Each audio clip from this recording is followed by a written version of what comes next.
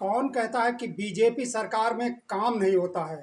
काम करवाने का तरीका आना चाहिए। हाँ, इतना ज़रूर है, जैसा काम वैसी सुविधा शुल्क।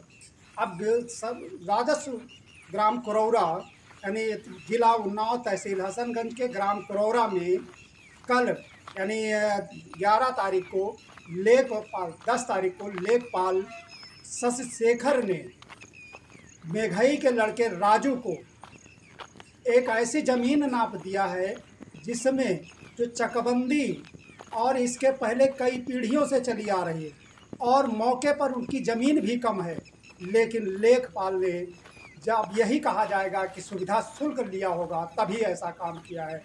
बिना प्राथी की ज़मीन का पूरी किए हुए उनको नाप करके दे दिया है और प्राथी की ज़मीन नहीं नापी, उसकी ज़मीन निकाल दिया है। साथ में उसकी ज़मीन मौके पर, राजू की ज़मीन मौके पर ज़्यादा भी होगी और प्राथी की ज़मीन मौके पर कम है, लेकिन लेखपाल ने एक भी नहीं सुनी।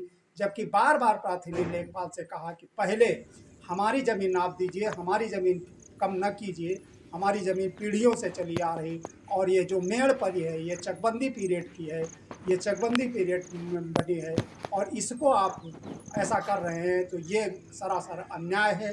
लेकिन लेखपाल ने एक भी नहीं सुनी और बहुत ही अशोभनीय शब्दों का अमानवीय व्यवहार किया जो असहनीय था। इसके बाद एसडीएम से बात की गई, एसडीएम हसनगंज से, उन्होंने भी प्रार्थी की बात नहीं सुना और कहा कि जाइए हमारे खिलाफ कोर्ट में जाइए। अब बताइए कि चकबंदी पीरियड, चकबंदी को लेखपाल ने नहीं माना। चकबंदी पीरियड की मेड़ चली आ रही थी, उसको बढ़वा करके 2 बिस्वा ज़मीन चली गई है। अब जिस व्यक्ति की 2 बिस्वा ज़मीन जाएगी तो वो कितना ज़्यादा उसका मान सम्मान जाएगा और उसका कितना धन का नुकसान होगा। अब वो उसकी ज़मीन पूरा करने के लिए अब ये कोर्ट कचहरी के चक्कर लगाया, प्रार्थी कोर्ट कचहरी के चक्कर लगाते घूमे। आखिर आज हर आदमी प्राइवेट नौकरी करके कैसे कैसे अपने परिवार का पालन कर रहा कि वो कोर्ट कचहरी का चक्कर लगाए और एसडीएम साहब भी नहीं सुनते। वो भी ऐसा बात करते जान पड़ता लगता है कि ये कोई जनता है ही नहीं, इनका कोई काम ही नहीं है। इस तरह बात एसडीएम कर रहे हैं। लेखपाल तो जो किया तो किया और उसके उपरांत एसडीएम ने ऐसी बात की। अपराधी ने मुख्यमंत्री हेल्पलाइन पे बात की और शिकायत की और उसके बाद 112 पर की, लेकिन कोई नहीं आया और मेड़ बंध गई है और यह जो है बहुत बड़ा अन्याय हुआ है।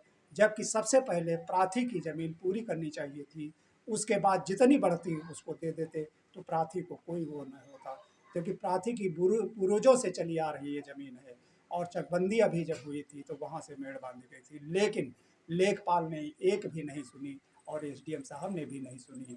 अब प्रार्थी कोर्ट जाए, 50,000 रुपया लगाए, 2-3-4 साल का समय लगा और देख देख करके उसका जो है हरास हो, दुखी हो, ये लेखपाल के कारनामे हैं। और अधिकारियों से हमारी मांग है कि हमारी ज़मीन पूरी की जाए, बाकी जितनी बढ़े हो उसको दे दी जाए, हमें कोई आपत्ति नहीं, लेकिन हमारी ज़मीन जितनी कागज़ पर है वो पूरी की जाए, यही हमारी अधिकारियों से मांग है।